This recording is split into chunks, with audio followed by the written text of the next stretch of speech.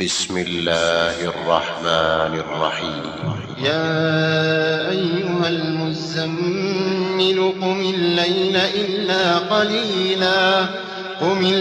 إلا قليلا نصفه أو انقص منه قليلا أو زد عليه ورتل القرآن ترتيلا إنا سنلقي عليك قولا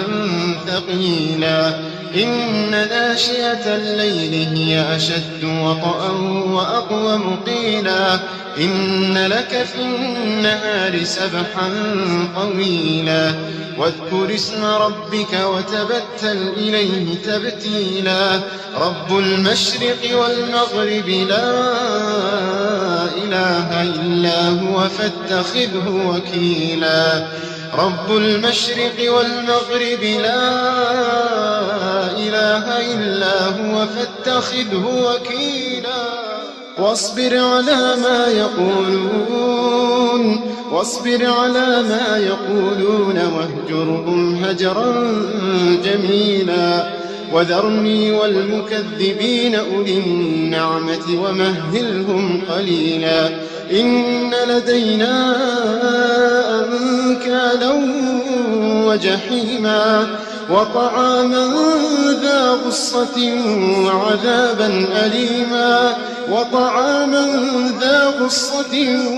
وعذابا أليما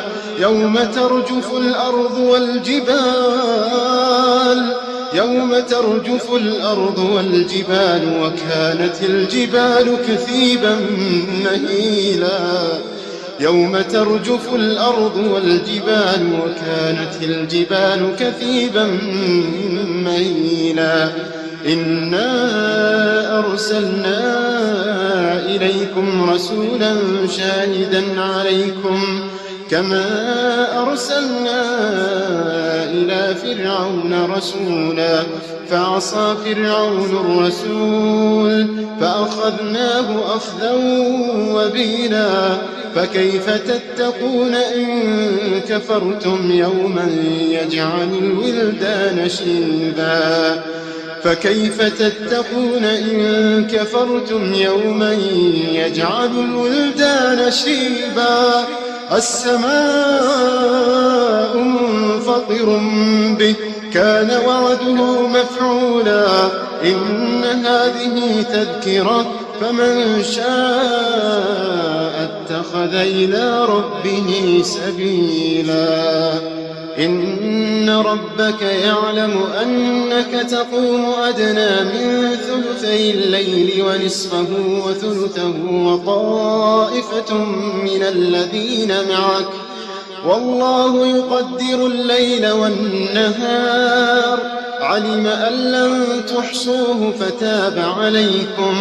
فاقرؤوا ما تيسر من القرآن علم أن سيكون منكم مرضى وآخرون يضربون في الأرض يبتغون من فضل الله وآخرون يقاتلون في سبيل الله فاقرؤوا ما تيسر منه وأقيموا الصلاة وآتوا الزكاة وأقرضوا الله قرضا حسنا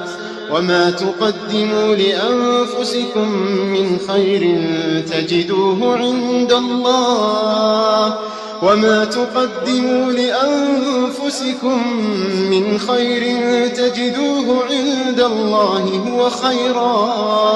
هو خيرا وأعظم أجرا واستغفروا الله إن الله غفور رحيم.